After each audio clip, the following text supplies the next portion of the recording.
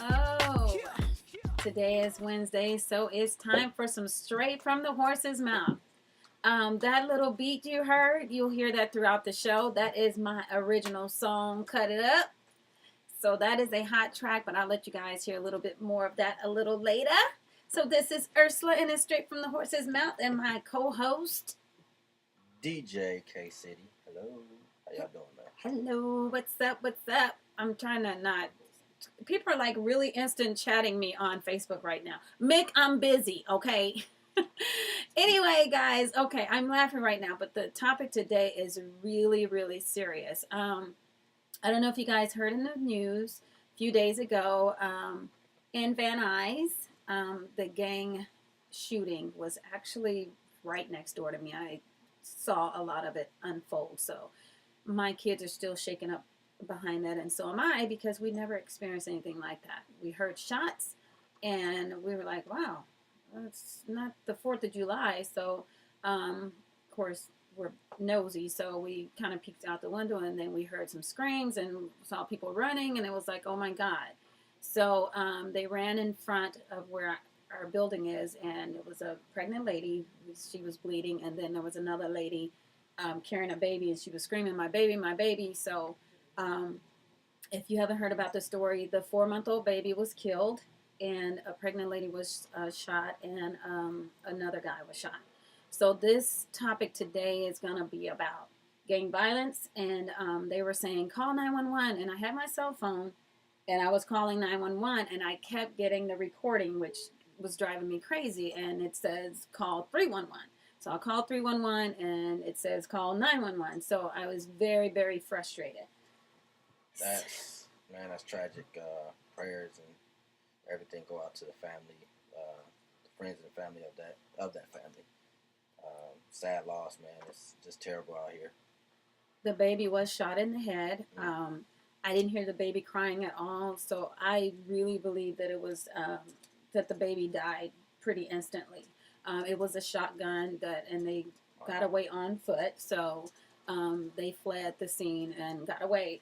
It took approximately 15 minutes before any police officers or anything arrived, which shocked me, because 15 minutes. three blocks down the street, you got the police department, and you got the whole court built. Everything is right there, and before anybody arrived, it was like 15 minutes. Wow, that's a long time. And then the police got there first, and then the fire department, and they're still screaming, come on, bring, get the baby or whatever.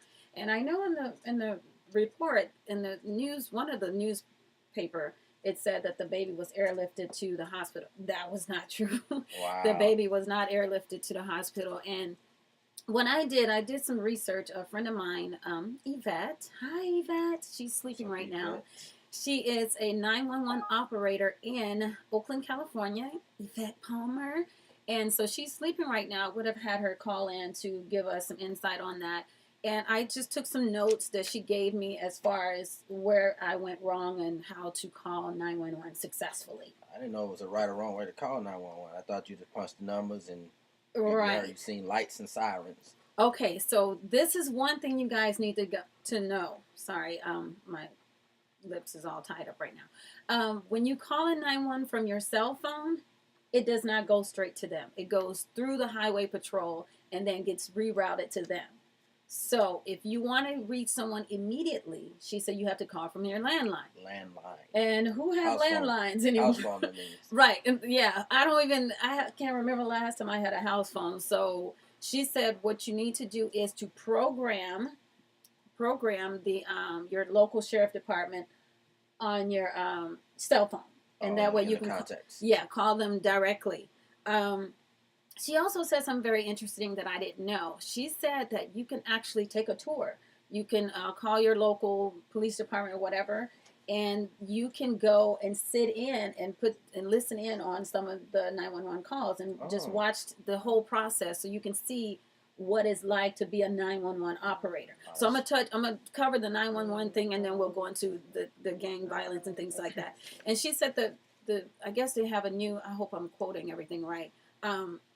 they said, well, you can track people from your cell phone, but she said that's like with a 5-mile radius. So also the location is like they can only get within 5 miles. Right. So they still have to find you. And she said one key thing you always want to remember when you call a 911, whether you call them from a landline or a cell phone, is to say your address. You have to verify your address always. So you need to verify your address when you call 911, whether it's from a cell phone or pay phone or whatever, or where they need to know that. Also, it's always a shortage. She said the turnover is huge because they take you through such an extensive training that some people they like, I can't deal with this, it's too much for me or whatever.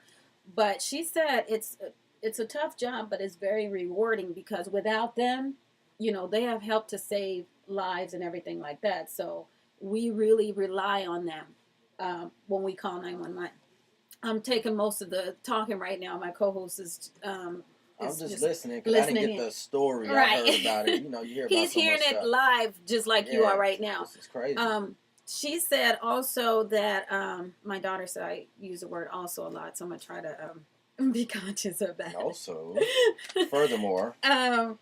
She said the pay, it starts out around $23 an hour, and it can go up like a couple of years, $31 an hour. And she said when you work overtime, which is always available, you're making $50 to $55 an hour. Okay, I'm gonna be filling an application.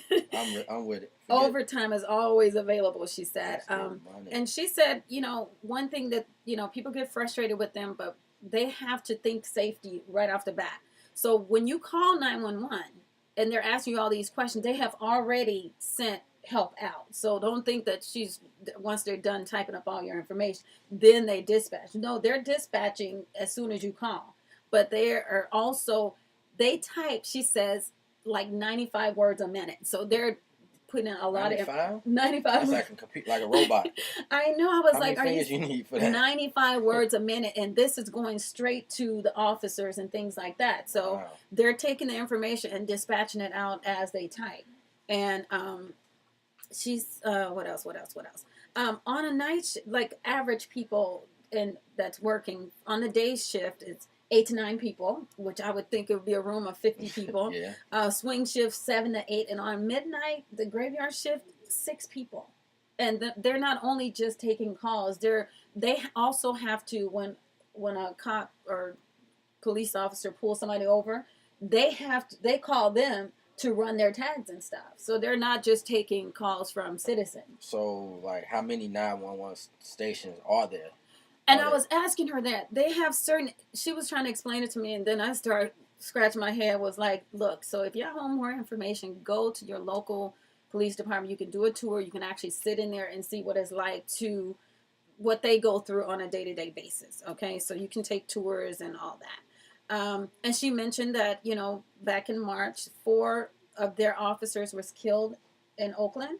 Mm-hmm. They was sent out for a call. I can't remember what it was, but the guy shot with a shotgun. I think he pulled somebody over. The cop pulled this guy over.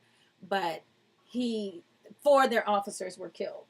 And so they always have to think safety for their officers when they go out and things like that. So remember, when you do this now, because if you try to call 911 from your cell phone, you have to be redirected through the highway patrol. So today I'm challenging everyone to program the local police department in your cell phone, because if somebody had broken in my house and I needed help, we'd all be dead because I was never able to reach anybody on the phone. Mm-hmm. So remember that, or if you have a landline, a house phone, then call from that, and then it's more immediate. And just be patient with them. They are there to keep you calm, because when you panic, that's when you could lose your life. So they want to keep you as calm as possible.